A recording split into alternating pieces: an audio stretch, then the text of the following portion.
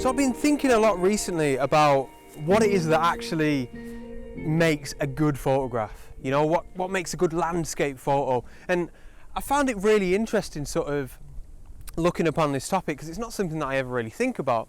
You know, I've done this being landscape photography for about 4 years now, and everything's become sort of second nature to me.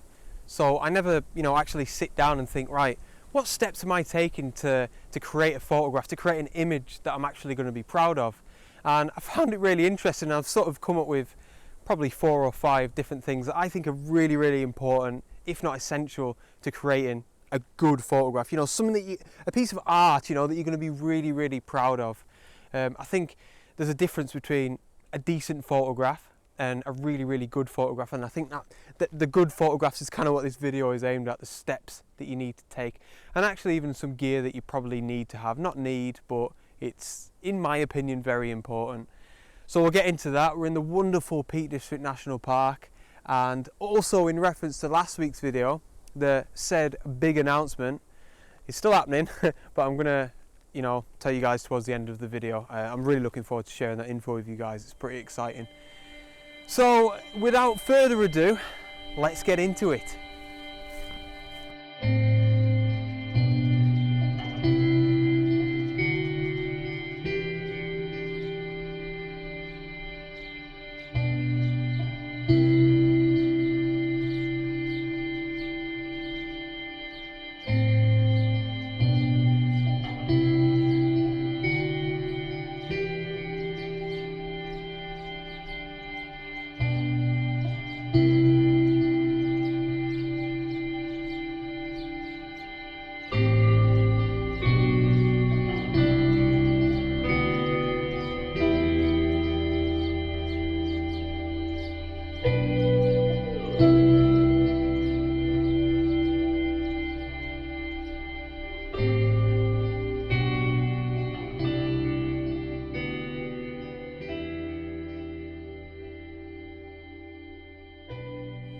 So before we get into this topic in detail, really, I wanted to use a little bit of an analogy actually, and that is driving. I think this works perfectly. I've just thought of this now.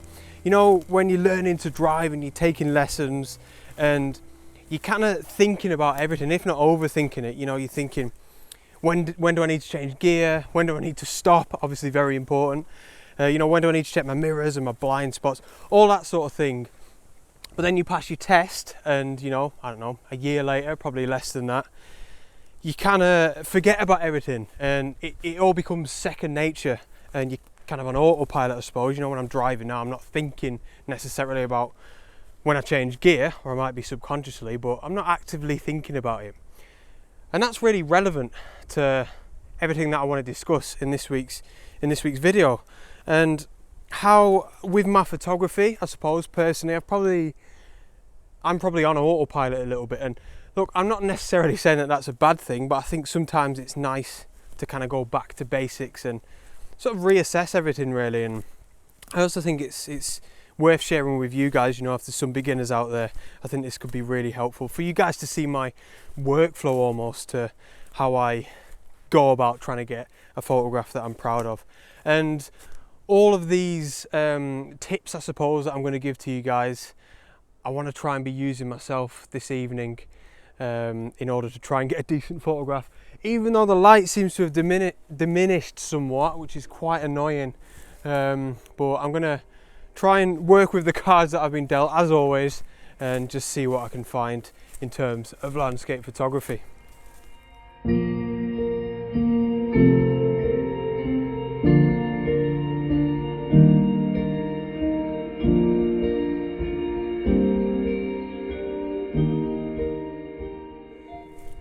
So with regards to getting a good photograph, the first thing that I absolutely have to mention here is location, you know, and planning and preparation for your shoot.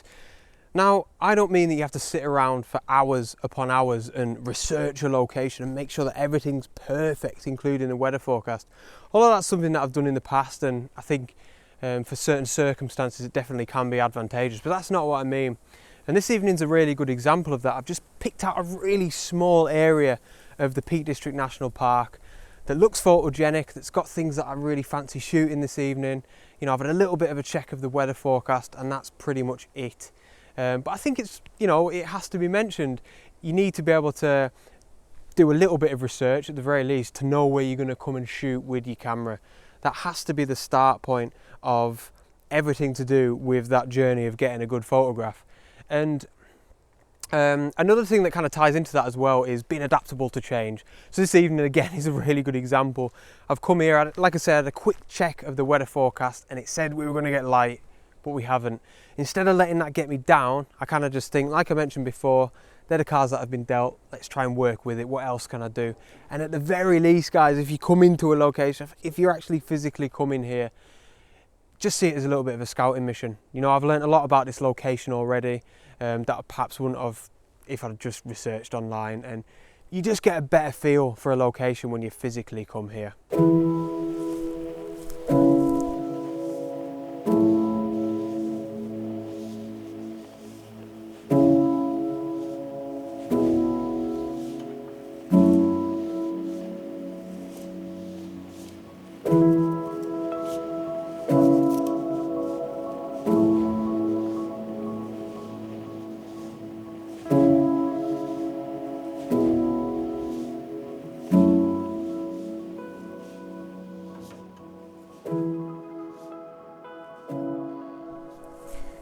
So, the second thing that I think is really, really important in the journey of creating a good landscape photograph is this old beast. I wanted to mention a little bit of gear. Obviously, guys, I'm not going to mention the camera.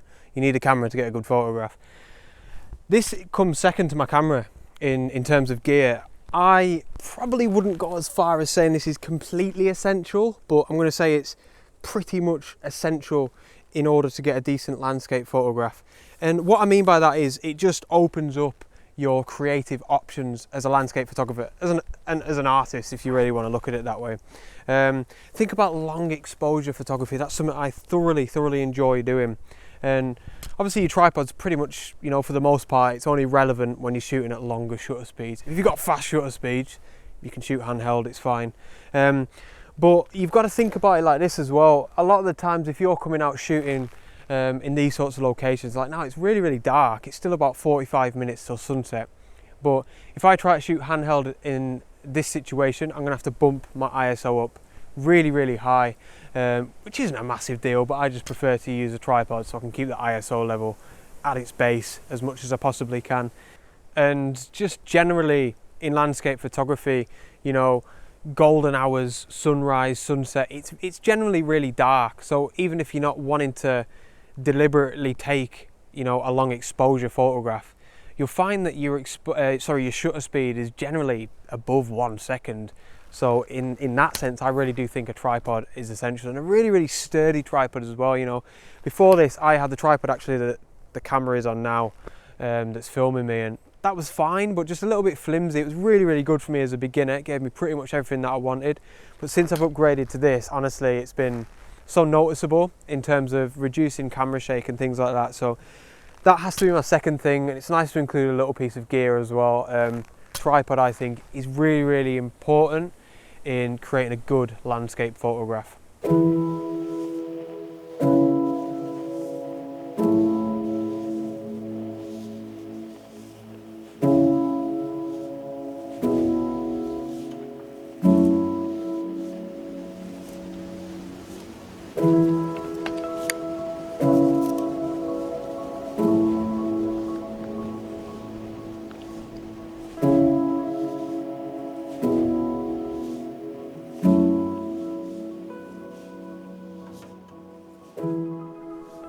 Right guys, so we're set up nicely, and as I'm set up here, this really sort of brings me on to my next sort of tip on, you know, how to create a good landscape photograph, and that is the importance of composition and the importance of subject. The two things kind of go hand in hand, I feel. So I'm set up for my first composition of the evening here, and I'd really like to talk you guys through it and try and explain to you a few things of why I think composition is incredibly important when it comes to creating a decent photograph. So I'll begin by talking you through my composition this evening and why I've chose certain things. So we haven't got any light this evening, as you probably realised, which is a little bit unfortunate because that's one of the main reasons why I came out this evening, because the weather forecast was good. But, like I mentioned before, I'm trying to be adaptable to change in this environment, just try new things basically. And my sort of plan B really was to find some sort of contrast, and I've done that by searching for trees, silver birch trees that are very bright, very, very silver and almost a sort of white colour. And I found two here that are working fantastically for the composition and for the photograph that I'm trying to achieve here. So you'll see here I've got these two silver birch trees, and they're going to be on the left and right hand side of my frame. And they're working actually really well to frame the photograph and keep the viewer's eye, towards the centre of the photograph, which is what I'm trying to achieve here. In the bottom third of this composition as well, I've also got quite a lot of the heather, which is something else that I really wanted to capture this evening. Unfortunately, I had this beautiful vision in my head of some gorgeous evening sidelight shining on that heather, increasing the vibrancy in those purples and those magentas. Unfortunately, that hasn't worked out, but it's still nice to include some of the heather in this photograph either way. And then to get onto subject, the importance of subject, I've got two sort of twin silver birch trees that are sort of looking like this, which is the sort of main subject for this whole image, which is fantastic. And everything's kind of working here in a bit of a chevron shape. And what I mean by that is it's all going from the outside in, and I want the viewer's eye to end up right in the centre of this photograph, right in the centre of the frame, which is basically off in the woodland somewhere. So it's almost like the idea of infinity. You start from the outside and you work inwards, but there's no specific end. You're just into the forest, and I think it's a really nice idea, and it's working pretty well for my composition. One thing that I definitely wanted to mention here, with reference to how important I think it is to really think about your composition. You'll notice I've got my tripod set up pretty high, and I've done that deliberately so that I can shoot on a little bit of an angle like this, and that's so that I can eradicate the sky from this photograph. I don't want to include it. It's uninteresting, there's no colour up there, and it's actually just a distraction, to be honest. And with reference to this week's topic and to the topic of the importance of composition, I think a lot of the time it's important to remember, what do I not want to include in this photograph? Obviously you want to think about what you want to include, your subject's very important, but what's a distraction? And if you think something's distracting to the photograph and to, the idea that you're trying to create, just get it out of the photograph, move around, use your feet, try and change the perspective, change the focal length, which is something that I've definitely done here. I'm on my 18 to 55 lens, and I'm zoomed in at about 50 mils. So I'm quite zoomed in, and that's all just to eradicate things on the left and right, and like I mentioned, that sky. So I'm really, really happy with that composition, and it's a massively important part of landscape photography. I mentioned at the beginning of the video, sometimes it's really frustrating when, this is a great example, you're in a beautiful woodland and you just want to capture the essence of the emotion that you're feeling in the woodland. It's peaceful, it's tranquil, it's still, but to be able, if you can't create the composition to try and get those emotions across to the viewer, to the audience, it's really difficult and actually extremely frustrating, like I mentioned. Oh, my voice. Okay, so that's that really. I'll show you guys this composition now. I really hope that's helped. I hope it's made you guys realise how important composition is, and above all, I hope you like the photograph.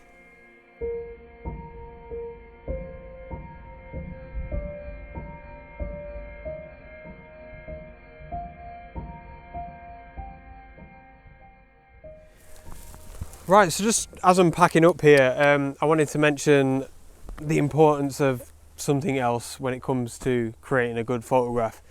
And again, this one, it's difficult because I can't really rank all of these things. I think combined they're all really, really important, when it comes to creating a decent landscape photograph. And this one is light. Oh my God. This is crazy because when I first started out with landscape photography, I didn't think too much of light. Which I think in a way is quite a good thing, because I was focusing so much on composition and actually just getting out there and learning about my camera, the settings and stuff. But now I'm a little bit more experienced. I think light is, perhaps the most important thing. I don't know. I know a lot of photographers that actually go out and light is top of their list. That's the first thing that they're thinking about, which kind of says it all really, isn't it? Doesn't it? It's so important. For me, what I find is light can take your photograph to the next level. You know, it can take something that's quite mundane, probably like the photograph that I just took there. You know, it's decent, it looks all right, you know, I'm not over the moon with it, but if I had a bit of side light, that could have taken that photograph to another level. And I've experienced it many times as a photographer, and a lot of the times when I capture nice light, it's very sort of in the moment, very spontaneous and perhaps not planned, which is, you know, these are all relevant, they're all linked. It's all about, you know, being adaptable to change, not planning too much so that you sort of tunnel vision in. But light is so incredibly important in terms of creating a really good photograph, one that you're massively proud of. Do you know what I mean? It can make or break a photograph, definitely. And yeah, it can make something, it can make an image just look unbelievable. Some of my favourite types of light are actually in the woodland, when you've got mist and really beautiful soft morning golden light.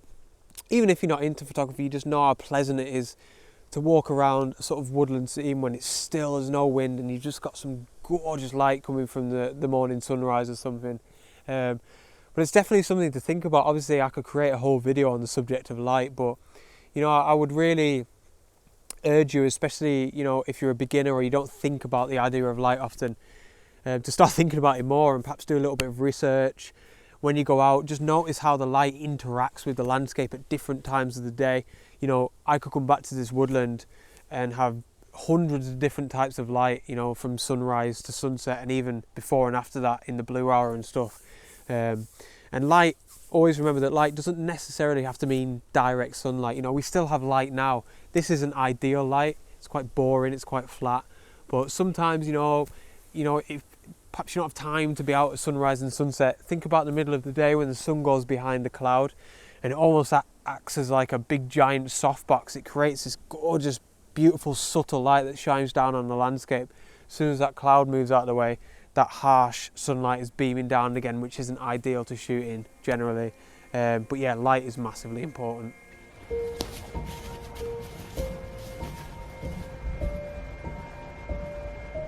So just got a couple of friends there enjoying an evening chomp on the moorland. Anyway, I've come out the woodland now, which is back in that direction, and yeah, what a class location that is. I'll definitely be returning there. It's awesome.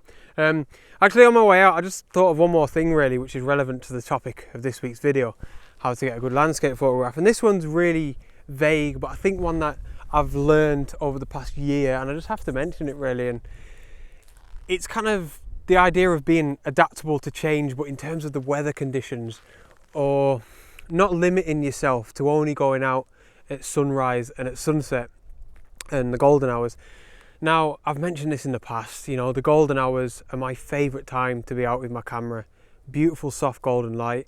99% of photographers, landscape photographers, will no doubt say the same, but like I say, the past year has really made me realise how much I adore beautiful moody conditions, moody scenes, dramatic skies, stormy skies. I love being out in the rain, you know, all these sorts of things. And actually, even in my calendar that I'm releasing for January, there's so many photographs in there that are just moody and dramatic, and they're just some of my favourite photographs throughout the past year.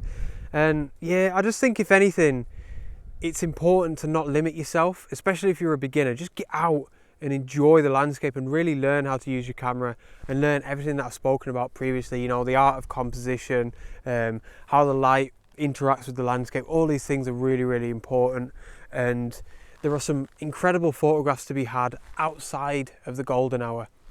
You know, imagine if you're out in the middle of the day and you're shooting in black and white, for example. You can get some fantastic photographs if you're only working with contrast. And yeah, just don't let the weather conditions get you down and stuff like that as well.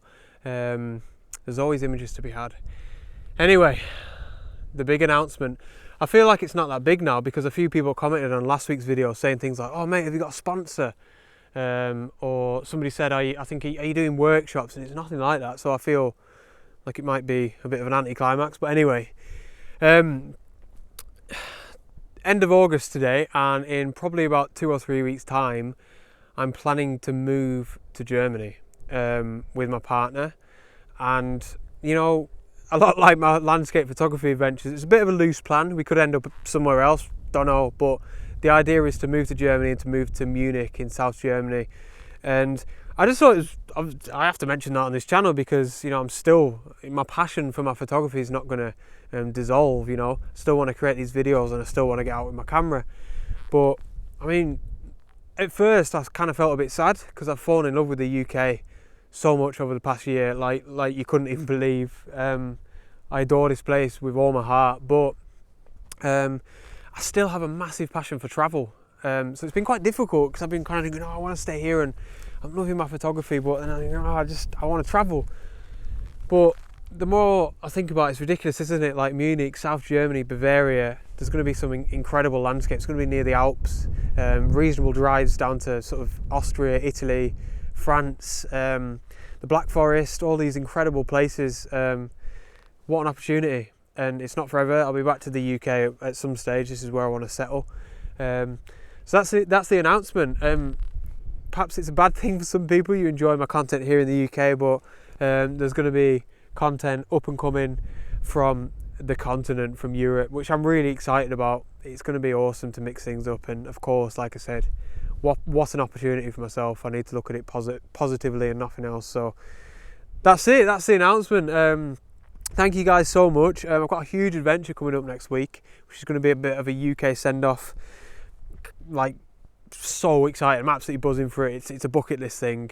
Can't wait to share it with you guys. There'll be a couple of videos coming from this location, which means I'm actually going to extend my pre-order length for my calendar for a couple of weeks, I think, probably till middle of September or something, just because I'm going to be away. So I'm just going to leave it. But also just wanted to say thank you guys so much. There's been a fair few purchases on the calendar. I've surpassed my target or my expectation.